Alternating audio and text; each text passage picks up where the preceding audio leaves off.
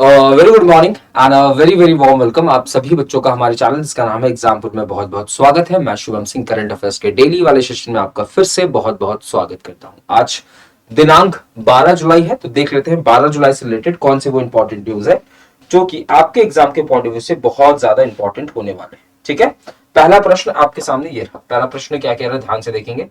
पहला प्रश्न कह रहा है कि 2023 में प्रतिष्ठित लोकमान्य तिलक पुरस्कार से किसे नवाजा जाएगा। ठीक है, साल 2023 में who will be honoured with the prestigious Lokmanya Tilak award. तो याद रखिएगा भैया, जो लोकमान्य तिलक अवार्ड है इसे किससे सम्मानित किया जाएगा, तो इसे दिया जाएगा नरेंद्र मोदी जी को। किसको दिया जाएगा? नरेंद्र मोदी जी को यह अवार्ड से सम्मानित किया जाएगा। अगर मैं पूछूं प्रतिष्ठित लोकमान्य तिलक पुरस्कार प्यारे बच्चों ये किसके नाम से है, तो याद रखना एक व्यक्ति जिन्हें आप सभी जानते हैं, बाल गंगाधर तिलक। बाल गंगाधर तिलक के नाम से प्यारे बच्चों एक अवार्ड को शुरू किया गया था, क्योंकि इनका ही नाम क्या हो जाएगा, लोकमान्य तिलक हो जाएगा। आप बोलोगे भैया लोकमान्य का टाइटल इनको किसके द्वारा दिया गया था, तो याद रखना लोकमान्य का टाइटल इनको पब्लिक के द्वारा दिया गया था। पब्लिक के द्वारा क्यों दिया गया था, क्योंकि लोकमान्य का मराठी में मतलब होता है, लोकमान्य का मराठी के में मतलब होता है leader of the public, public का लीडर ऑफ द पब्लिक। और इसीलिए प्यारे बच्चों लोगों के मन में इनके प्रति अपार क्या थी प्यारे बच्चों, श्रद्धा थी। लोग इनको लीडर मानते थे, जिनकी वजह से इनको लोकमान्य का टाइटल दिया गया। लोकमान्य का मराठी में मतलब होता है लीडर ऑफ द पब्लिक, यानी कि बाल गंगाधर तिलक के नाम पे प्यारे बच्चों एक अवार्ड दिया जाता है जिसे हम लोकमान्य तिलक पुरस्कार के नाम से जानते हैं, जिसे साल 2023 के अंदर किसको नवाजा जाएगा, तो नरेंद्र मोदी जी, जो कि भारत के अंदर प्रधानमंत्री है। अगर मैं लोकमान्य तिलक अवार्ड की बात करूं तो ये इसका 41वां संस्करण होने वाला है। कौन सा संस्करण होने वाला है? ये इसका 41वां संस्करण होने वाला है। ये अवार्ड दिया कब जाएगा, याद रखना ये जो अवार्ड है प्यारे बच्चों ये दिया कब जाने वाला है, तो ये अवार्ड दिया जाने वाला है 1 अगस्त को। जी हाँ, 1 अगस्त को ये अवार्ड दिया जाने वाला है, क्योंकि 1 अगस्त 1920 को, लिख लेना 1 अगस्त 1 अगस्त 1920 को, 1 अगस्त 1920 को प्यारे बच्चों लोकमान्य तिलक जी की, लोकमान्य तिलक जी का क्या होता है, देहांत होता है, यानी कि डेथ होता है। और उन्हीं के प्यारे बच्चों डेथ एनिवर्सरी के उपलक्ष्य पे, उन्हीं के डेथ एनिवर्सरी के उपलक्ष्य पे प्यारे बच्चों क्या दिया जाएगा, तो लोकमान्य तिलक अवार्ड दिया जाएगा, लोकमान्य तिलक अवार्ड दिया जाएगा। और यह अवार्ड किसको दिया जाने वाला है, तो याद रखना नरेंद्र मोदी जी को। यह अवार्ड किसको दिया जाने वाला है, नरेंद्र मोदी जी को इस अवार्ड से सम्मानित किया जाने वाला है। ठीक है, अगर मैं बात करूं भैया, हाल ही में और कौन कौन से इंपॉर्टेंट अवार्ड्स हैं जो कि हाल ही में दिए गए हैं, तो याद रखना भैया हाल ही में बहुत सारे इंपॉर्टेंट अवार्ड्स हैं जो कि दिए गए हैं भैया। जैसे कि अगर मैं बात करूं नरेंद्र मोदी जी को हाल ही में कौन सा अवार्ड दिया गया है, तो याद रखना नरेंद्र मोदी जी को ऑर्डर ऑफ द नाइल, लिख लेना यहाँ पे। हाल ही में नरेंद्र मोदी जी को बहुत सारे अवार्ड्स दिए गए, जिसमें से एक अवार्ड हो जाएगा order of the Nile. Order of the Nile पूछ लेगा, order of the Nile award हाल ही में किसको दिया गया है, तो याद रखना order of the Nile award से नरेंद्र मोदी जी को सम्मानित किया गया है। किसको सम्मानित किया गया है, नरेंद्र मोदी जी को सम्मानित किया गया। हाल ही में मेरा बच्चों द्रौपदी मुर्मू जी को भी एक अवार्ड दिया गया, कौन सा, तो फ्लोरेंस नाइटिंगेल अवार्ड, लिख लेना फ्लोरेंस नाइटिंगेल अवार्ड से मेरा बच्चों, फ्लोरेंस नाइटिंगेल अवार्ड से हाल ही में मेरा बच्चों किसको नवाजा गया है, तो द्रौपदी मुर्मू जी को नवाजा गया। द्रौपदी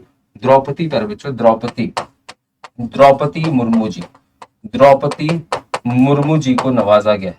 याद रखना हाल ही में 57th नंबर का जो ज्ञानपीठ पुरस्कार है, ज्ञानपीठ अवार्ड है प्यारे बच्चों, उसको किससे नवाजा गया है, तो लिख लेना दामोदर मावजी को नवाजा गया है। किसको नवाजा गया है, दामोदर मावजी को। याद रखना यहीं पे लिख लेना हाल ही में सी आर दास जो कि भारतीय भी हैं मेरे बच्चों, भारतीय थे पहले, उसके बाद ये क्या बन गए, अमेरिकन बन गए। क्या बन गए भैया, अमेरिकन बन गए। इनको किस अवार्ड से नवाजा गया है, तो याद रखना इंटरनेशनल स्टैटिस्टिक्स अवार्ड से नवाजा गया है। इंटरनेशनल स्टैटिस्टिक्स अवार्ड से नवाजा गया है। ठीक है, हाल ही में अगर आपको याद हो प्यारे बच्चों, ये सारे अवार्ड्स जो है हाल ही में दिए गए हैं किनको, तो ये बड़े बड़े पर्सनालिटीज हैं प्यारे बच्चों। तो ये पर्सनालिटीज के नाम आपको याद रखना है कि इनको कौन कौन से अवार्ड से नवाजा गया है।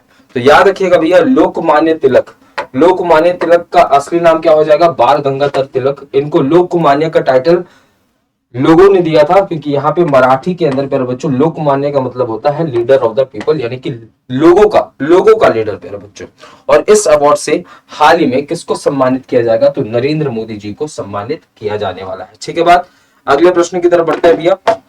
अगला प्रश्न क्या कह रहा है, ध्यान से देखो। अगला प्रश्न क्या कह रहा है, ध्यान से देखो। अच्छा, एक और अवार्ड लिख लो भैया, गांधी शांति अवार्ड, गांधी शांति पुरस्कार लिख लेना। Gandhi peace prize, Gandhi peace prize से प्यारे बच्चों हाल ही में किसको सम्मानित किया गया है, तो गांधी पीस प्राइज से हाल ही में प्यारे बच्चों याद रखना गीता प्रेस को सम्मानित किया गया है। किसको सम्मानित किया गया है, गीता प्रेस को सम्मानित किया गया है। तो ये पांचों पॉइंट्स आपको याद रखने हैं प्यारे बच्चों, पांचों अवार्ड जो है ये बहुत ज्यादा इंपॉर्टेंट हो जाते हैं। ठीक है, अगला प्रश्न, अगला प्रश्न क्या कह रहा है, देखो आपके सामने अगला प्रश्न अगला प्रश्न ये रहा, क्या कह रहा है, who has become the first women director of Indian institute of technology Madras Zanzibar campus. बोल रहा है, क्वेश्चन से पहले पहले बच्चों एक बात को ध्यान रखना। हमने हाल ही में पढ़ा था आपसे, हमने हाल ही में क्या पढ़ा था, हमने हाल ही में पढ़ा था पहले बच्चों कि अगर मैं इंजीनियरिंग कॉलेज की बात करूं, अगर मैं इंजीनियरिंग कॉलेज की बात करूं तो भारत का पहला इंजीनियरिंग कॉलेज, भारत का पहला इंजीनियरिंग कॉलेज कौन सा हो जाएगा, तो ये होने वाला है मेरे बच्चों थॉमसन इंजीनियरिंग कॉलेज। कौन सा, थॉमसन इंजीनियरिंग कॉलेज, जिसे बाद में क्या बना दिया गया, आईआईटी रुड़की बना दिया गया। इसे बाद में क्या बना दिया गया, आईआईटी रुड़की। ये रुड़की भैया आपको एक शहर देखने को मिलेगा, कहाँ पे, उत्तराखंड के अंदर। कहाँ पे भैया, उत्तराखंड के अंदर आपको एक शहर देखने को मिलेगा जिसका नाम क्या हो जाएगा, रुड़की। बट अगर मैं पूछूं भारत का पहला आईआईटी, भारत का पहला आईआईटी कौन सा हो जाएगा, तो याद रखना भारत का पहला आईआईटी कौन सा होने वाला है, तो आईआईटी खड़गपुर होने वाला है। आईआईटी खड़गपुर भैया ये भारत का पहला आईआईटी होने वाला है, नॉट इंजीनियरिंग कॉलेज। इसकी स्थापना कब होती है, 1950 में इसकी स्थापना होती है। अगर आपसे कोई क्वेश्चन पूछे कि भारत का पहला इंजीनियरिंग कॉलेज, तो आप क्या लगाओगे, थॉमसन इंजीनियरिंग कॉलेज, जो कि आपको रुड़की के अंदर देखने को मिलेगा, जिसका अब कौन सा नाम हो गया है, आईआईटी रुड़की। और भारत का पहला आईआईटी पूछे तो आईआईटी खड़गपुर हो जाएगा। हाल ही में अगर आपको याद हो एक रिपोर्ट भी आई थी भैया, रिपोर्ट आई थी, ये रिपोर्ट किसके द्वारा रिलीज किया गया था, तो याद रखना क्यूएस यूनिवर्सिटी रिपोर्ट आई थी, क्यूएस यूनिवर्सिटी रैंकिंग आई थी, जिसमें सभी देशों को यूनिवर्सिटीज को क्या बच्चों रैंक किया गया था, यानी कि दुनिया के अंदर जितने भी यूनिवर्सिटीज है उनको रैंक मिला था, जिसमें भैया इस रैंकिंग के अंतर्गत नंबर 1 पे कौन सी यूनिवर्सिटी थी, तो नंबर 1 में याद रखना एमआईटी थी, यानी कि मैसाचुसेट्स इंस्टीट्यूट ऑफ टेक्नोलॉजी, जो कि आपको यूएसए के अंदर देखने को मिलेगा। दूसरे नंबर पे भैया आपको कौन सी यूनिवर्सिटी भैया, कैम्ब्रिज देखने को मिलेगी, कौन सी, कैम्ब्रिज। और याद रखना 149 में भैया इकलौती कौन सी यूनिवर्सिटी थी भारत की, तो आईआईटी बॉम्बे थी। कौन सी थी, आईआईटी बॉम्बे थी। तो ये तो भैया यूनिवर्सिटी से रिलेटेड क्या थी, रिपोर्ट थी हाल ही में जिसको जारी किया गया था। अब क्वेश्चन की तरफ आते हैं भैया, साथ ही साथ भैया कुछ और हमने न्यूज पढ़ा था। क्या न्यूज पढ़ा था, हमने हाल ही में न्यूज ये पढ़ा था कि आईआईटी खड़गपुर भैया अपना पहला इंटरनेशनल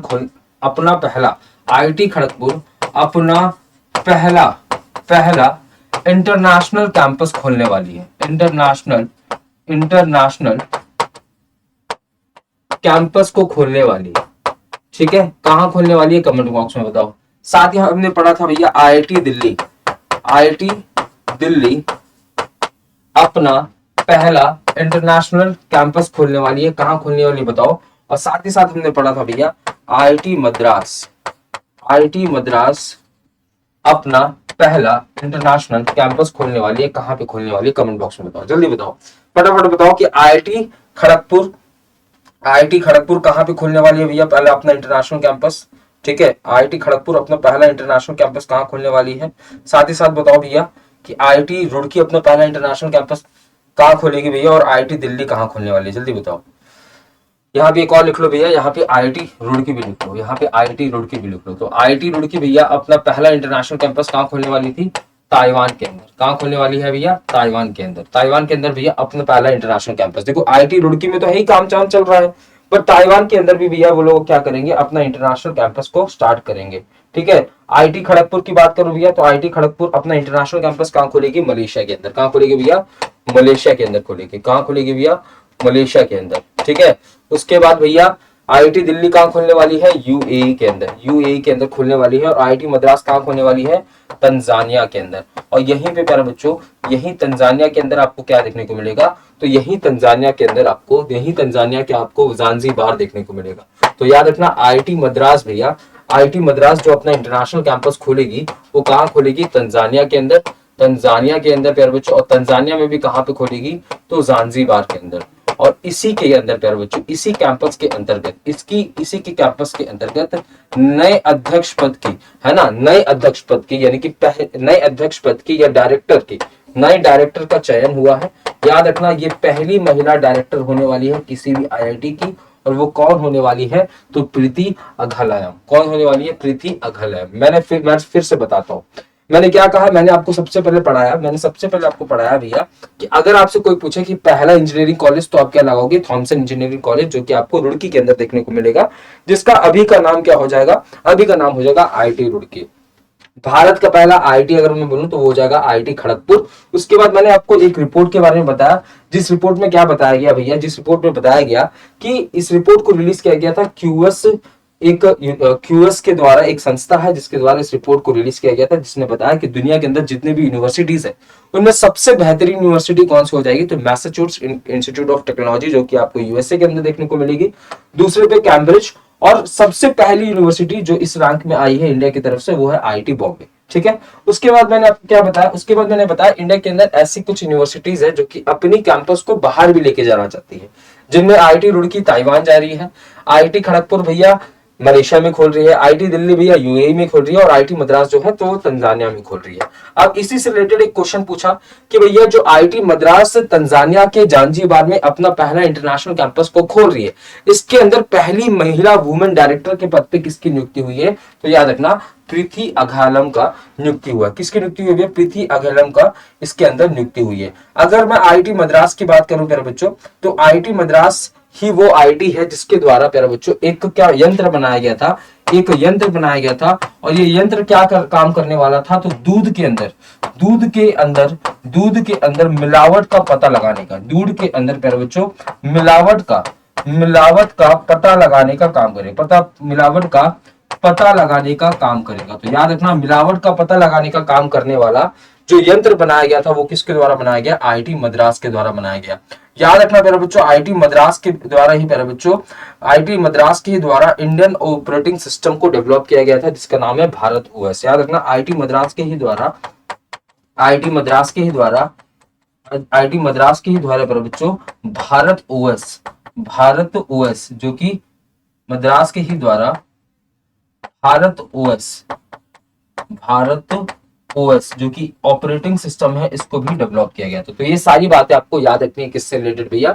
तो आईआईटी से रिलेटेड, जो कि आईआईटी से रिलेटेड जितनी भी न्यूज है वो मैंने आपको हाल ही में जितने भी न्यूज हुई थी उसको मैंने आपके साथ शेयर कर दिया। ठीक है, अगले प्रश्न की तरफ पढ़ते हैं। अगला प्रश्न आपके सामने ये रहा। अगला प्रश्न क्या कह रहा है? ध्यान से देखो। अगला प्रश्न आपके सामने ये रहा, क्या कह रहा है? ध्यान से देखेंगे भैया। क्या कह रहा है कि फोर्ब्स 2023 की 100 सबसे अमीर सेल्फ मेड महिलाओं की सूची में किन भारतीय मूल की महिलाओं को शामिल किया गया है? बोला है कि फोर्ब्स के द्वारा, फोर्ब्स क्या है भैया? ये एक पत्रिका है, लिख लेना, ये एक पत्रिका है प्यारे बच्चों। और ये पत्रिका कहाँ की है? तो याद रखना यूएसए की एक पत्रिका। ये जो फोर्ब्स है प्यारे बच्चों, ये क्या करती है? ये बिलियनियर्स की लिस्ट भी निकालती है, ठीक है। जैसे हाल ही में इसने बिलियनियर का लिस्ट निकाला, जिसमें भी नंबर 1 पे कौन हो जाएंगे? नंबर 1 पे बर्नार्ड साहब हो जाएंगे भैया, नंबर 2 पे कौन हो जाएंगे? नंबर 2 पे भैया एलन मस्क हो जाएंगे, और नंबर 3 पे कौन हो जाएंगे प्यारे बच्चों? जेफ बेजोस हो जाएंगे, ठीक है। तो इसी के द्वारा प्यारे बच्चों क्या किया जाता है? बिलियनियर्स की लिस्ट को निकाला जाता है। साथ ही साथ हाल ही में इसने क्या बताया? हाल ही में इसने बताया भैया कि पूरी दुनिया के अंदर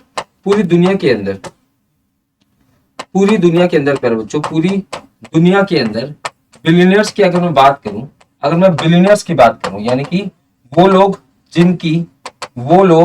जिनकी भैया, जिनकी जो कैपिटल है वो बिलियंस में है, जो कि बिलियनर है प्यारे बच्चों, है ना। अगर मैं बिलियनर्स की बात करूं तो साल 2022 में भैया, साल 2022 की बात करूं और साल 2023 की बात करूं तो इनमें क्या हुआ है, गिरावट देखने को मिला है। इनमें क्या हुआ है भैया, गिरावट देखने को मिला है। कितना गिरावट देखने को मिला है, तो याद रखना भैया गिरावट कितना देखने को मिलेगा, तो साल 2023 में 2640 बिलियनर्स आपको देखने को मिलेंगे पूरी दुनिया के अंदर। 2640 बिलियनर्स आपको देखने को मिलेंगे दुनिया के अंदर। और वहीं पर बच्चों साल 2022 के अंदर 2668 बिलियनर्स हुआ करते थे। यानी कि बिलियनर्स के तादाद में क्या हुआ है, कमी हुआ है। इस रिपोर्ट को भी किसके द्वारा रिलीज किया गया है, तो याद रखना फोर्ब्स के द्वारा रिलीज किया गया है। अब बोला है भैया फोर्ब्स के द्वारा 100 सबसे अमीर सेल्फ मेड महिलाएं।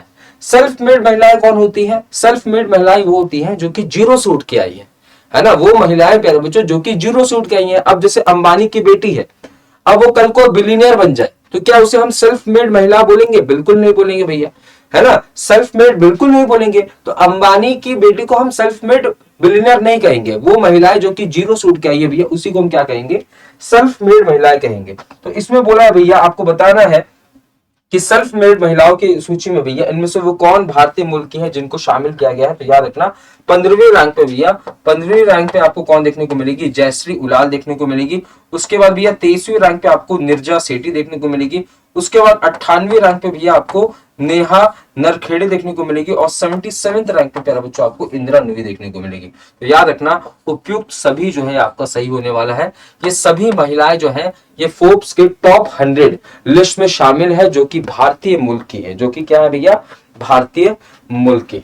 अगले प्रश्न की तरफ बढ़ते हैं भैया। अगला प्रश्न आपके सामने ये है। अगला प्रश्न क्या कह रहा है, ध्यान से देखो। अगला प्रश्न कह रहा है, who has been honoured with Philippe Chatrier award 2023, the highest honour of the International Tennis Federation. अंतरराष्ट्रीय टेनिस महासंघ के सर्वोच्च सम्मान फिलिप चैट्रियर पुरस्कार 2023 से किसको सम्मानित किया। यानी कि भैया यहाँ पे टेनिस की बात करिए तो आइए टेनिस से रिलेटेड बातों को जानते हैं। अगर मैं टेनिस की बात करूं बच्चा, अगर मैं टेनिस की बात करूं तो टेनिस में जो सबसे इंपॉर्टेंट टूर्नामेंट्स होते हैं उन्हें हम ग्रैंड स्लैम के नाम से जानते हैं। किस नाम से जानते हैं, ग्रैंड स्लैम के नाम से जानते हैं। ग्रैंड स्लैम आपको भी 4 देखने को मिलेंगे। कौन कौन से वो 4 ग्रैंड स्लैम होते हैं, तो याद रखना सबसे पहले खेला जाता है ऑस्ट्रेलियन ओपन। सबसे पहले भैया ऑस्ट्रेलियन ओपन खेला जाता है। ये कौन से महीने में खेला जाता है, तो ये जनवरी के महीने में खेला जाता है। उसके बाद भैया कौन सा खेला जाता है, उसके बाद खेला जाता है कौन सा भैया, फ्रेंच ओपन। उसके बाद फ्रेंच ओपन खेला जाता है। ये कौन से महीने में खेला जाता है, तो ये मई के महीने में खेला जाता है। उसके बाद भैया कौन सा खेला जाता है, उसके बाद खेला जाता है विंबलडन। विंबलडन खेला जाता है प्यारे बच्चों। ये कौन से महीने में खेला जाता है, तो ये जुलाई के महीने में खेला जाता है, जून जुलाई के महीने में। और अगर मैं बात करूं इसके बाद आता है भैया यूएस ओपन। यूएस ओपन कौन से महीने में खेला जाता है, तो ये सितंबर अगस्त के महीने में खेला जाता है। ठीक है, तो ये 4 आपको क्या देखने को मिलेंगे, ग्रैंड स्लैम देखने को मिलेंगे। तो भैया विंबलडन की शुरुआत हो चुकी है 4 जुलाई से। 4 जुलाई से भैया विंबलडन की शुरुआत हो चुकी है। तो अभी इसका रिजल्ट तो नहीं आया, बट इन दोनों का रिजल्ट आ चुका है। इन दोनों के इसमें क्या हुआ है भैया, मेंस कैटेगरी में कौन जीता है, नोवाक जोकोविच ने जीता है। किसने जीता है, नोवाक जोकोविच ने जीता है। जोकोविच ने जीता है।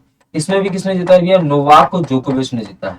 और जैसे ही प्यारे बच्चों इन दोनों को नोवाक जोकोविच ने जीता, याद रखना भैया दुनिया के अंदर टेनिस के खेल में सबसे ज्यादा ग्रैंड स्लैम, सबसे ज्यादा ग्रैंड स्लैम की बात करूं, सबसे ज्यादा ग्रैंड स्लैम, सबसे ज्यादा ग्रैंड स्लैम की अगर मैं बात करूं प्यारे बच्चों, इस सूची के अंदर आपको नंबर 1 पे कौन देखने को मिलेंगे, तो नंबर 1 पे आपको नोवाक जोकोविच देखने को मिलेंगे। कौन देखने को मिलेंगे, नोवाक जोकोविच देखने को मिलेंगे, जिनके पास टोटल कितने ग्रैंड स्लैम है, तो 23 ग्रैंड स्लैम है। और दूसरे नंबर पे भैया आपको राफेल नाडाल देखने को मिलेंगे। कौन देखने को मिलेंगे, राफेल नाडाल देखने को मिलेंगे, जिनके पास कितने ग्रैंड स्लैम है, तो 22 ग्रैंड स्लैम है। तो क्वेश्चन आपसे ऐसे घुमा के पूछेगा कि कौन सा ग्रैंड स्लैम जीतने के बाद नोवाक जोकोविच ने राफेल नाडाल को पीछे छोड़ दिया ग्रैंड स्लैम की संख्या में, तो याद रखना फ्रेंच ओपन जीतने के बाद। देखो जब ऑस्ट्रेलियन ओपन उन्होंने जीता तो ये 22-22 थे दोनों के पास, और जैसे ही फ्रेंच ओपन जीता भैया नोवाक के कितने ग्रैंड स्लैम हो गए, 23 ग्रैंड स्लैम हो गए। तो अभी भैया टेनिस के खेल में सबसे ज्यादा ग्रैंड स्लैम किसके पास है, तो याद रखना भैया नोवाक जोकोविच के पास है। बट क्वेश्चन आपसे ये नहीं पूछा था, क्वेश्चन आपसे क्या पूछा था भैया, क्वेश्चन आपसे पूछा था कि अंतरराष्ट्रीय टेनिस संघ के सर्वोच्च सम्मान फिलिप चैट्रियर पुरस्कार 2023 से किसको सम्मानित किया गया है। तो टेनिस के ही खिलाड़ी होंगे भैया, कौन हो जाएंगे, जस्टिन हेनन। याद रखिएगा जस्टिन हनी ने क्या क्या जीता, यहाँ पे लिख देता हूं मैं। याद रखिए ऑस्ट्रेलियन ओपन इन्होंने जीता। ऑस्ट्रेलियन ओपन इन्होंने कब जीता भैया? ऑस्ट्रेलियन ओपन इनके द्वारा जीता गया है साल 2004 में ऑस्ट्रेलियन ओपन जीता गया। उसके बाद भैया अमेरिकन यानी कि यूएस ओपन की बात करूं तो यूएस ओपन इनके द्वारा कब जीता गया है? यूएस ओपन के द्वारा जीता गया है 2003 और 2007 के अंदर। अगर मैं बात करूं यहाँ पे फ्रेंच ओपन की बात करूं तो फ्रेंच ओपन इनके द्वारा 4 जीता गया है 2003, 2005, 2006 और 2007। यानी कि भैया इनके पास टोटल आपको 7 ग्रैंड स्लैम देखने को मिलेंगे। कितने? 7 ग्रैंड स्लैम इनके पास है भैया। और इनके द्वारा मेरे बच्चों, इनके द्वारा जस्टिन हेनन के द्वारा हाल ही में सर्वोच्च सम्मान से सम्मानित किया गया है ना, इनको यानी कि सर्वोच्च सम्मान से सम्मानित किया गया है टेनिस के फील्ड में, जिसे हम किस नाम से जानते हैं? फिलिप चैट्रियर अवार्ड से के नाम से जानते हैं। ठीक है, तो याद रखना अंतरराष्ट्रीय टेनिस महासंघ के सर्वोच्च सम्मान फिलिप चैट्रियर पुरस्कार 2023 से किसको सम्मानित किया गया है? जस्टिन हेनिन, जिनके नाम पे आपको 7 ग्रैंड स्लैम देखने को मिलेंगे। कितने ग्रैंड स्लैम? 7 ग्रैंड स्लैम देखने को मिलेंगे। ग्रैंड स्लैम की बात करूं भैया तो ग्रैंड स्लैम टोटल आपको 4 देखने को मिलेंगे। पहला ऑस्ट्रेलियन ओपन, फिर फ्रेंच, फिर विंबलडन और उसका बाद आता है यूएस ओपन। तो इनमें से इस साल 2 हो चुके हैं। दोनों के मेंस सिंगल टाइटल में किसने जीता है भैया? नोवाक जोकोविच ने जीता है, जो कि सर्बिया से बिलोंग करते हैं। अगला प्रश्न की तरफ बढ़ते हैं भैया। अगले प्रश्न की तरफ बढ़ते हैं। अगला प्रश्न आपके सामने ये रहा। क्या कह रहा है? ध्यान से देखेंगे अगला प्रश्न।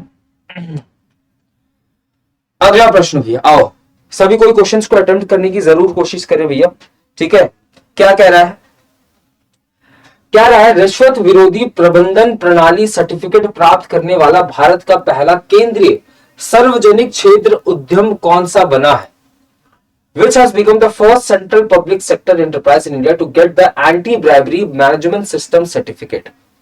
यानी कि भैया एंटी ब्राइबरी, ब्राइबरी का मतलब क्या होता है भैया? वो देना। ब्राइबरी का मतलब क्या होता है प्यारे बच्चों? ब्राइबरी का मतलब होता है तो रिश्वत। ब्राइब का मतलब क्या होता है भैया? ब्राइब। ब्राइब लेना का मतलब क्या होता है? रिश्वत लेना। क्या लेना? रिश्वत लेना। ठीक है, तो बोला है भैया इनमें से वो कौन सा बॉडी है प्यारे बच्चों जिसको हाल ही में ब्राइब फ्री यानी कि इनके द्वारा प्यारे बच्चों ब्राइब नहीं लिया जाता होगा, एंटी ब्राइबरी सर्टिफिकेट से नवाजा गया है। यानी कि भैया यहाँ पे ब्राइब नहीं लिया जाता है। ठीक है, तो याद रखना वो कौन सी हो जाएगी भैया? तो ये हो जाएगी ONGC, oil and natural gas corporation. लिख लेना इसका full form, oil and natural gas corporation. Oil and natural gas corporation भैया, कॉर्पोरेशन। इसको हाल ही में एंटी ब्राइबरी सर्टिफिकेशन से नवाजा गया है। यानी कि यहाँ पे ब्राइब जो है प्यारे बच्चों, यहाँ पे रिश्वतखोरी जो है वो बिल्कुल नहीं चलती है। तो याद रखना ONGC जो है ये बिल्कुल सही उत्तर होने वाला है। अगर मैं ONGC की बात करूं प्यारे बच्चों, oil and natural gas corporation की बात करूं तो इसकी स्थापना कब होती है? तो याद रखना इसकी स्थापना 1956 में होती है। 14 अगस्त 1956 को इसकी स्थापना होती है। नई दिल्ली में आपको इसका मुख्यालय देखने को मिलेगा और अध्यक्ष के रूप में आपको अरुण कुमार सिंह, कौन? अरुण कुमार सिंह देखने को मिलने वाले। अरुण कुमार सिंह आपको यहाँ पे देखने को मिलने वाले हैं। ठीक है, अरुण कुमार सिंह आपको देखने को मिलने वाले। अगले प्रश्न की तरफ बढ़ते हैं भैया। अगला प्रश्न आपके सामने ये रहा। Which foundation day has been celebrated by National Bank for Agriculture and Rural Development NABARD on 12 जुलाई 2023? बोल रहा है कि नबार्ड आप सभी को जानते हैं भैया, राष्ट्रीय कृषि और ग्रामीण विकास बैंक। यानी कि प्यारे बच्चों नबार्ड क्या काम करता है? नबार्ड वो बैंक है प्यारे बच्चों, नबार्ड वो बैंक है जो कि प्यारे बच्चों रूरल एरियाज में ऑपरेट करने का काम करता है और वहां पे प्यारे बच्चों एग्रीकल्चर के लिए लोन्स देने का काम करता है। एग्रीकल्चर के फील्ड में लोन्स देने का काम करता है। यानी कि किसानों वाला बैंक कौन सा हो जाएगा? तो नबार्ड हो जाएगा। किसानों वाला बैंक कौन हो जाएगा? नबार्ड हो जाएगा। क्वेश्चन की तरफ बाद में जाएंगे, उससे पहले भी ये देखो, अगर आपको याद हो हाल ही में हमने एक रिपोर्ट को पढ़ा था। यहाँ देख लेते हैं, हाल ही में हमने एक रिपोर्ट को पढ़ा था। ये किससे रिलेटेड? बैंक से रिलेटेड। तो पहले बैंक के बारे में जान लेते हैं। अगर मैं बैंकों की बात करूं, बैंक्स की बात करूं तो भारत के अंदर 2 प्रकार के बैंक आपको देखने को मिलेंगे। एक भैया पब्लिक सेक्टर बैंक हो जाएगा। पब्लिक सेक्टर बैंक याद रखना वो बैंक होता है जो कि पब्लिक के लिए काम करता है, जिनका मेन मकसद क्या होता है? पब्लिक का बेटरमेंट करना। और एक होता है private sector bank. Private sector bank का मेन मोटिव क्या होता है? तो प्राइवेट सेक्टर बैंक का मेन मोटिव होता है प्रॉफिट। इनको सबसे ज्यादा क्या करना होता है? प्रॉफिट कमाना होता है। और इनके सबसे ज्यादा मतलब क्या होता है भैया? पब्लिक को क्या करना? वेलफेयर करना। यानी कि इसका मकसद क्या होता है? पब्लिक वेलफेयर जो है इसका मकसद होता है। पब्लिक वेलफेयर, ठीक है। अगर मैं बात करूं सरकारी बैंकों की, ठीक है, अगर मैं सरकारी बैंकों की बात करूं, याद रखना इसे सरकारी बैंक भी कहते हैं, सरकारी बैंक। अगर मैं सरकारी बैंकों की बात करूं तो इसकी संख्या भारत के अंदर कितनी है, तो 12 सरकारी बैंक देखने को मिलेगी। और प्राइवेट सेक्टर बैंक की बात करूं तो 21 आपको प्राइवेट सेक्टर बैंक देखने को मिलेगी, यानी कि 12 सरकारी 21 प्राइवेट सेक्टर बैंक आपको देखने को मिलेगी, ठीक है। अगर मैं पब्लिक सेक्टर बैंक की बात करूं तो सबसे बड़ा पब्लिक सेक्टर बैंक कौन सा हो जाएगा, एसबीआई सबसे बड़ा पब्लिक सेक्टर बैंक हो जाएगा। उसके बाद भैया पीएनबी आता है, और उसके बाद भैया बैंक ऑफ बड़ौदा आता है। कौन, बैंक ऑफ बड़ौदा आता है। वहीं अगर मैं प्राइवेट सेक्टर की बैंक की बात करूं तो नंबर 1 पे कौन आता है, एचडीएफसी आता है, नंबर 1 पे एचडीएफसी आता है, और नंबर 2 पे आईसीआईसीआई आता है, ठीक है। तो प्राइवेट सबसे बड़ा पब्लिक सेक्टर बैंक अगर पूछेगा तो एसबीआई, सबसे बड़ा प्राइवेट सेक्टर बैंक पूछेगा तो आप क्या लगाओगे, एचडीएफसी लगाओगे। हाल ही में एक रिपोर्ट आई थी, अगर आपको याद हो, हाल ही में एक रिपोर्ट आई थी, जिस रिपोर्ट में क्या बताया गया था, जिस रिपोर्ट में बताया गया था कि दुनिया के अंदर जितने भी बैंक, दुनिया के अंदर जितने भी बैंक हैं, उन बैंक में सबसे ज्यादा बाजार पूंजी किस बैंक की है, सबसे ज्यादा बाजार पूंजी, बाजार पूंजी किस बैंक की, बाजार पूंजी किस बैंक की है, तो आप क्या लगाओगे, किस बैंक की है, तो याद रखना आप क्या लगाओगे, सबसे ज्यादा बाजार पूंजी वाला बैंक, यानी कि सबसे ज्यादा मार्केट कैपिटलाइजेशन वाला बैंक, यानी कि सबसे ज्यादा मार्केट कैपिटलाइजेशन वाला बैंक, कैपिटलाइजेशन वाला बैंक कौन सा होने वाला है, याद रखना नंबर 1 पे आता है भैया, नंबर 1 पे आता है जेपी मॉर्गन। कौन सा बैंक आता है, जेपी मॉर्गन। नंबर 2 पे आता है भैया आईसीबीसी बैंक। कौन सा आता है, आईसीबीसी। नंबर 3 पे कौन सा आता है, bank of America, bank of America number 3 पे आता है। और चौथे नंबर पे आप कौन आ गया है, लिख लेना यहीं पे, चौथे नंबर पे एचडीएफसी आ गया है। इसकी मार्केट कैपिटलाइजेशन कितनी हो गई है, 172 बिलियन डॉलर्स। यानी कि जो एचडीएफसी बैंक है ये दुनिया के अंदर मार्केट कैपिटलाइजेशन के आधार पर, यानी कि बाजार पूंजी के मामले में चौथा सबसे बड़ा बैंक होने वाला है, ठीक है। साथ ही साथ एक और हमने रिपोर्ट पढ़ा था, जिस रिपोर्ट में हमने क्या देखा, भारत की कंपनीज के बारे में देखा हमने, भारत की कंपनीज के बारे में देखा। भारत की कंपनीज की अगर मैं बात करूं तो भारत के अंदर कंपनीज की अगर बात करूं, यानी कि भारत के अंदर वो कौन सी कंपनीज है जिसकी बाजार पूंजी सबसे ज्यादा है, जिसकी बाजार पूंजी सबसे ज्यादा है, तो उस मामले पे भैया नंबर 1 पे कौन सी हो जाएगी, रिलायंस इंडस्ट्रीज हो जाएगी। रिलायंस की पूंजी सबसे ज्यादा है, कितनी है भैया, 212 बिलियन डॉलर्स। और दूसरे नंबर पे भैया कौन सी आ गई है अब, तो एचडीएफसी आ गई है। कौन आ गई है, एचडीएफसी आ गई है। इसकी बाजार पूंजी कितनी हो जाएगी, 172 बिलियन। और तीसरे नंबर पे कौन सी है भैया, तो तीसरे नंबर पे हो जाएगी टाटा ग्रुप। कौन हो जाएगी, टाटा ग्रुप, ठीक है। साथ ही साथ भैया कंपनीज की बात चल रही है तो कुछ और रिपोर्ट्स भी आई थी। क्या रिपोर्ट्स आई थी भैया, दुनिया के अंदर सबसे नवीकरण करने वाली, दुनिया के अंदर सबसे ज्यादा इनोवेशन करने वाली कंपनीज की अगर बात करूं, दुनिया के अंदर सबसे ज्यादा वो कंपनीज जो कि सबसे ज्यादा इनोवेशन करती है या सबसे ज्यादा नवीकरण करती है, तो इस मामले में प्यारे बच्चों नंबर 1 पे कौन सी बैंक थी, सॉरी नंबर 1 पे कौन सी कंपनी थी, तो वो थी भैया एप्पल थी। नंबर 1 पे एप्पल थी भैया। नंबर 2 पे कौन थी, तो नंबर 2 पे भैया कौन सी हो जाएगी, टेस्ला हो जाएगी। और नंबर 20 पे कौन सा हो जाएगा, तो टीसीएस हो जाएगा। इसका संबंध किससे है, तो टाटा ग्रुप से इसका संबंध। हाल ही में एक और रिपोर्ट आया था भैया, हाल ही में एक और रिपोर्ट आया था जिसमें हमने ये पढ़ा था क्या, कि वो कौन सी कंपनीज है, वो कौन सी कंपनीज है जिस कंपनीज के chief marketing officer, chief marketing officer, यानी कि भी कंपनी, हर कंपनी के अंदर भैया मार्केटिंग का एक ग्रुप होता है ना, हर कंपनी को मार्केटिंग की जरूरत पड़ती है। तो कंपनी के अंदर जो मार्केटिंग की जरूरत पड़ती है उसके हेड को क्या बोलते हैं, चीफ मार्केटिंग ऑफिसर कहते हैं। तो बोलते हैं दुनिया के अंदर वो कौन सी कंपनी है जिसकी चीफ मार्केटिंग ऑफिसर सबसे ज्यादा फेमस है, सबसे ज्यादा उनकी वैल्यू है। तो नंबर 1 पे भैया वॉलमार्ट के हो जाएंगे, वॉलमार्ट के सीएमओ हो जाएंगे, वॉलमार्ट के सीएमओ हो जाएंगे, चीफ मार्केटिंग ऑफिसर हो जाएंगे। और याद रखना 10वें नंबर पे भैया, 10वें नंबर पे टाटा ग्रुप के भैया सीएमओ हो जाएंगे, टाटा ग्रुप के भैया सीएमओ हो जाएंगे। तो ये बात भी आपको याद रखनी है, ठीक है। तो जब भी देखो चीजों को कनेक्ट करके अगर आप पढ़ोगे ना तभी बातें याद रहेंगी, चीजों को कनेक्ट कर लिया करो फटाफट, ठीक है, चीजों को रिकॉल कर लिया करो, ठीक है। चलो, तो क्या रहा भैया, नाबार्ड ने हाल ही में कौन से नंबर का एनिवर्सरी सेलिब्रेट किया? तो याद रखना नाबार्ड ने अपना 42वां एनिवर्सरी को सेलिब्रेट किया। नाबार्ड ने भैया अपना 42वां एनिवर्सरी कह लो, या इसे भैया एनिवर्सरी कह लो भैया, या तो इसे एनिवर्सरी कह लो, या इसे भैया कह लो क्या, स्थापना दिवस। क्या कह लो? स्थापना दिवस। स्थापना दिवस कह लो, ठीक है। तो 42वां एनिवर्सरी या स्थापना दिवस हाल ही में सेलिब्रेट किया गया किसके द्वारा?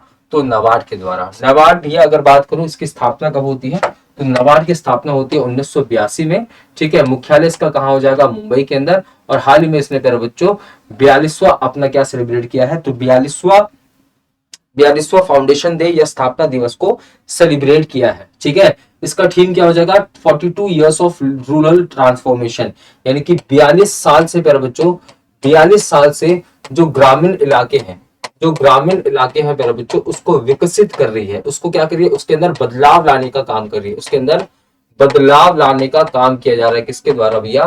तो नाबार्ड के द्वारा। किसके द्वारा? तो नाबार्ड के द्वारा। याद रखना प्यारे बच्चों, नाबार्ड जो है ये क्या काम करती है? तो गांवी एरिया में, ग्रामीण इलाकों में प्यारे बच्चों, ग्रामीण इलाके के लोगों को श्रम देने का काम करती है, वहां पे डेवलपमेंट प्रोजेक्ट्स को लॉन्च करने का काम करती है। किसके द्वारा? नाबार्ड के द्वारा ये काम किया जाता है। अगला प्रश्न, अगला प्रश्न देखो।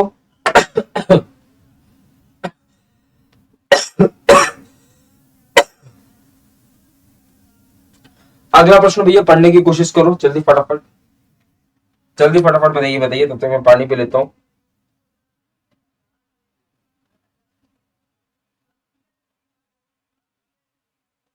जल्दी जल्दी जल्दी जल्दी करिए भैया, इतना लेट ना लगाइए।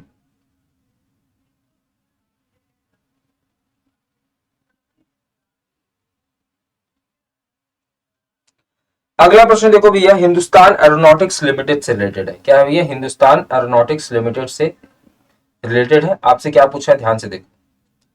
आपसे पूछा है कि इन जुलाई 2023, जुलाई 2023 के अंदर प्यारे बच्चों, जुलाई 2023 के अंतर्गत, ठीक है, in which country the defence minister Rajnath Singh set up the regional headquarters of Hindustan Aeronautics Limited. बोल रहा है हिंदुस्तान एरोनॉटिक्स लिमिटेड जो है प्यारे बच्चों, इसका एक रीजनल हेडक्वार्टर को स्टैब्लिश किया गया है इनमें से किस देश के अंदर? किसके द्वारा? तो डिफेंस मिनिस्टर राजनाथ सिंह के द्वारा। जल्दी बताइए।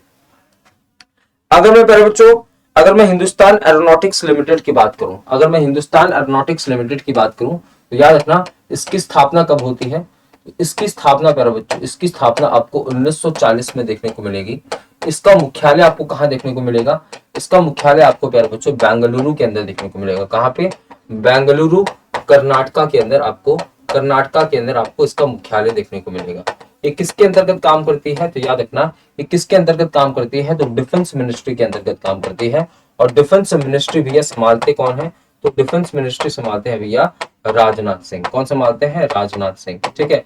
अब क्या हुआ भैया, हाल ही में अगर आपको याद हो, हाल ही में एक हमने न्यूज पढ़ा था। क्या न्यूज पढ़ा था? हमने पढ़ा था कि एशिया का सबसे बड़ा, एशिया का लार्जेस्ट, एशिया का सबसे बड़ा हिंदुस्तान, एशिया का सबसे बड़ा aircraft manufacturing unit, aircraft manufacturing unit को स्टैब्लिश किया जा रहा है, ठीक है। मैन्युफैक्चरिंग यूनिट को स्टैब्लिश किया जा रहा है, ठीक है। कहां पे? बेंगलुरु के अंदर। ये किसी का, किसका पार्ट था भैया? ये इसी का पार्ट था। किसका भैया? हिंदुस्तान एरोनॉटिक्स लिमिटेड का। याद रखना हिंदुस्तान एरोनॉटिक्स लिमिटेड का एशिया का सबसे बड़ा प्यारे बच्चों एक मैन्युफैक्चरिंग यूनिट को हाल ही में बेंगलुरु में स्थापित किया गया था। किसके द्वारा? नरेंद्र मोदी जी के द्वारा। और अब क्या हो रहा है भैया? अब डिफेंस मिनिस्टर राजनाथ सिंह के द्वारा प्यारे बच्चों इसका एक रीजनल ऑफिस को खोला गया है। ये रीजनल ऑफिस को कहां खोला गया है? यही आपसे क्वेश्चन पूछा था, तो याद रखना इसके रीजनल ऑफिस को खोला गया कहां पे? फिनलैंड के अंदर। कहां खोला गया भैया? फिनलैंड के अंदर इसके रीजनल ऑफिस को खोला गया, ठीक है। तो ऑप्शन आपका सही कौन सा हो जाएगा? Finland is going to be the right answer, ठीक है। अगले प्रश्न की तरफ बढ़ते हैं। अगला प्रश्न भैया आपके सामने ये रहा, 50वीं जीएसटी काउंसिल की बैठक, 50वें नंबर की भैया जीएसटी काउंसिल की बैठक हाल ही में इसका आयोजन कहां पे हुआ है? जल्दी बताइए। 50वें नंबर की जीएसटी काउंसिल की बैठक का आयोजन हाल ही में कहां पे हुआ है? जीएसटी काउंसिल की बैठक, जल्दी बताओ।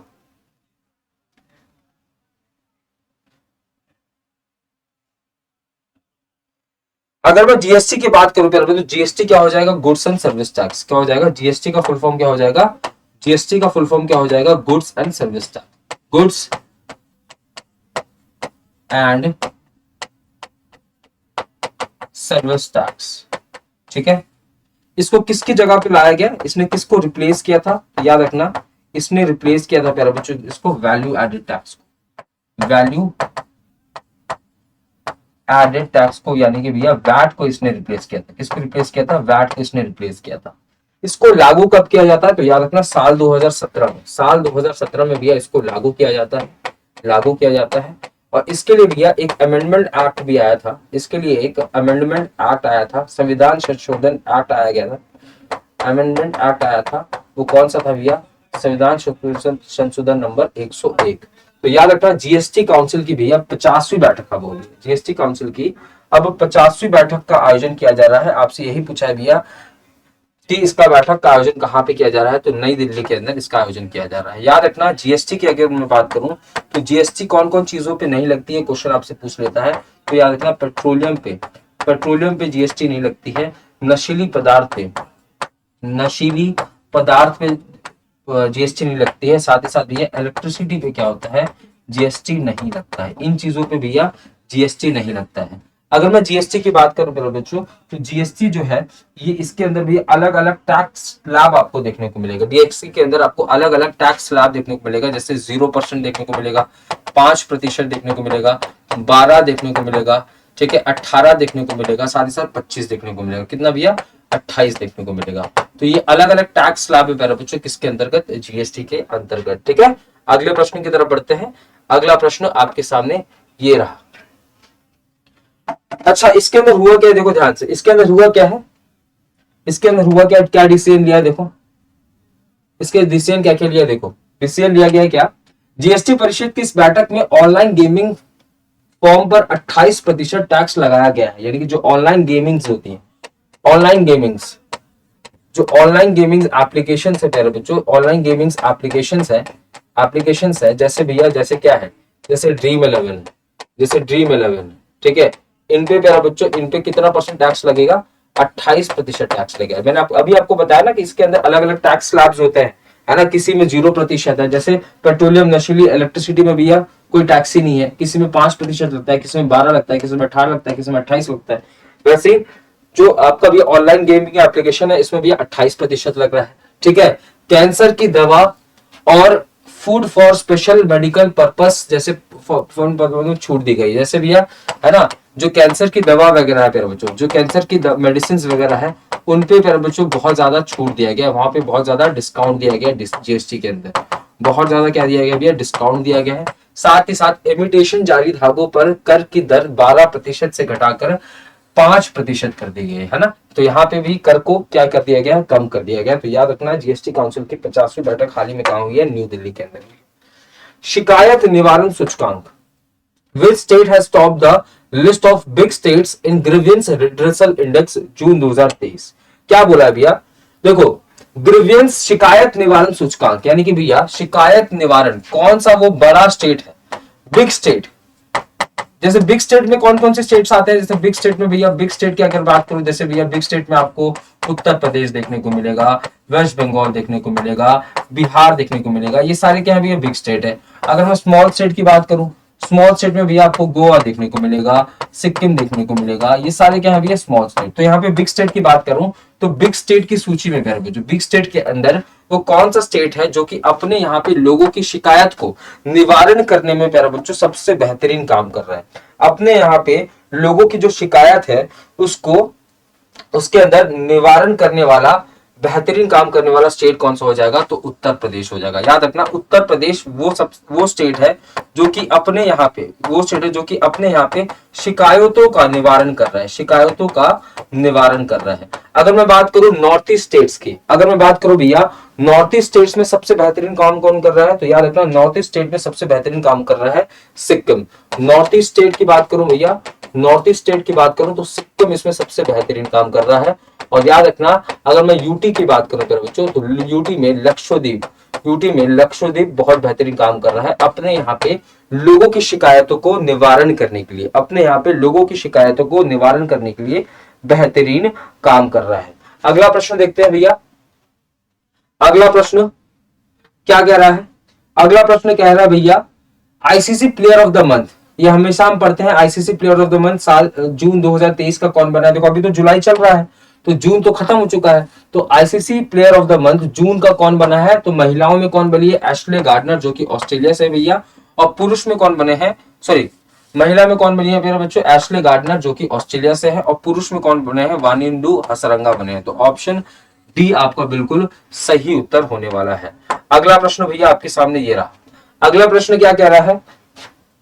कह रहा है who has been appointed as the new brand ambassador of India to Lithuania. Lithuania जो है क्या है मेरा बच्चों? ये एक देश है और इसके अंदर भारत को रिप्रेजेंट कौन करने वाला है? या भारत की तरफ से ब्रांड एम्बेसडर के पद पे भैया कौन आपको देखने को मिलेंगे? तो याद रखना मेरे बच्चों, यहाँ पे आपको देवेश उत्तम जी देखने को मिलेंगे। कौन? देवेश उत्तम जी। ठीक है, ये कुछ वन लाइनर न्यूज है जिसको हम डिस्कस करेंगे। ठीक है, लिथुआनिया की बात करो मेरे बच्चों, तो लिथुआनिया यूरोपीय महाद्वीप के उत्तरी भाग में बाल्टिक सागर के किनारे स्थित एक देश है। राजधानी इसकी विल्नियस हो जाएगी। यूरो इसकी मुद्रा होने वाली है। यूरो क्या होने वाली है? इसकी मुद्रा होने वाली है। अगला प्रश्न भैया एकलव्य के बारे में क्वेश्चन पूछा है। छात्रवृत्ति में सहयोग और समावेशिता को बढ़ावा देने के लिए एकलव्य नामक एक अग्रणी शैक्षणिक पहल को किस संस्था ने शुरू किया है? बोला भैया इनमें से वो कौन सा इंस्टीट्यूट है, कौन सा ऑर्गेनाइजेशन है जिसने भैया students Eklavya Pioneer education initiative, Eklavya जो है मेरे बच्चों ये क्या है भैया? ये एक इनिशिएटिव है जो कि एजुकेशन की फील्ड में लाया गया है। इसके अंदर क्या होने वाला है? इसके अंदर स्कॉलरशिप जो है वो प्रोवाइड किया जाएगा। इसकी शुरुआत किसके द्वारा की गई है? तो याद रखना नेशनल लॉ यूनिवर्सिटी दिल्ली। ठीक है, जैसे भैया जैसे मेडिकल की फील्ड में कोई बच्चा अगर तैयारी करता है, मेडिकल की फील्ड में कोई बच्चा तैयारी करता है तो वो कहा जाता है? सबसे बड़ा आईआईएम होता है, सबसे बड़ा एम्स होता है मेरे बच्चों, है ना। वैसे बिजनेस के फील्ड में कोई अगर तैयारी करता है, या बिजनेस के फील्ड में अगर कोई तैयारी करता है, बिजनेस बीबीए वगैरह करता है तो वो कहाँ जाता है? आईआईएम में जाता है। ठीक है, उसके बाद इंजीनियरिंग के फील्ड में अगर कोई तैयारी करता है तो वो कहाँ जाता है? आईआईटी में जाता है।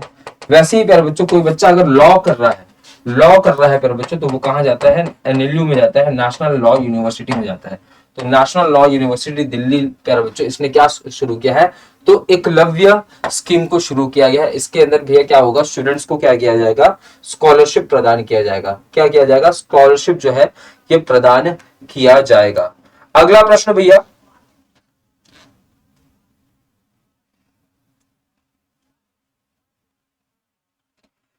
अगला प्रश्न पूछा 2023 में मिस नीदरलैंड का खिताब जीतने वाली पहली ट्रांसजेंडर महिला कौन बनी है? पहली ट्रांसजेंडर महिला जिसने नीदरलैंड का खिताब जीता है, नीदरलैंड का मिस नीदरलैंड का खिताब जीता है, तो वो कौन हो जाएंगी? रिक्की वैलेरी कोले।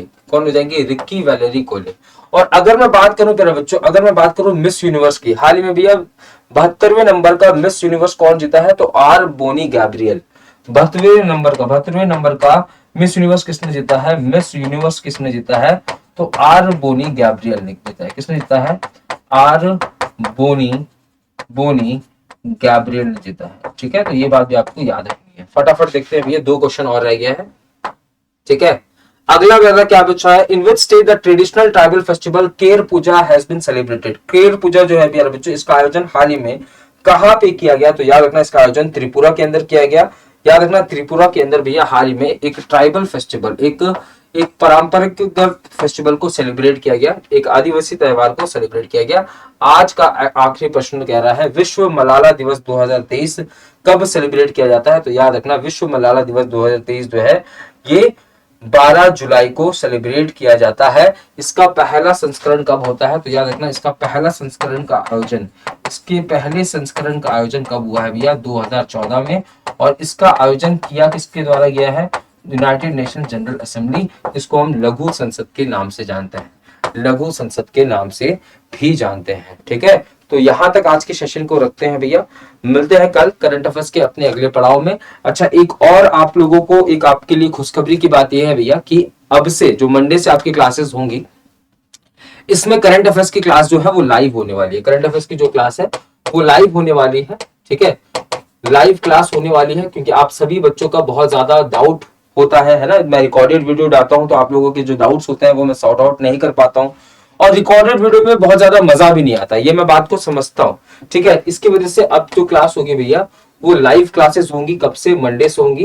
ये जो लाइव क्लासेस होंगी इसकी टाइमिंग आपके साथ शेयर कर दी जाएगी, और ये एक लाइव क्लास जो है ये दूसरे सर लेने वाले हैं, तो आप सभी से गुजारिश है तो क्लास को ज्यादा से ज्यादा अटेंड करो, किसी से भी पढ़ो, अपने कंसेप्ट को क्लियर करो, किसी से पढ़ो, अपने डाउट्स को क्लियर करो, ठीक है। तो मंडे से आपकी जो करंट अफेयर्स की क्लासेस होंगी वो लाइव होने वाली है। तो जिन बच्चों का जो डाउट था, ठीक है, कि भैया क्लासेस जो है वो रिकॉर्डेड हो रही है, लाइव नहीं हो पा रही है, तो अब से जो क्लासेस है वो रिकॉर्डेड नहीं होगी, लाइव क्लासेस होगी। तो मिलते हैं कल करंट अफेयर्स के अपने अगले पड़ाव में, तब तक अपना ध्यान रखें। जय हिंद, जय भारत।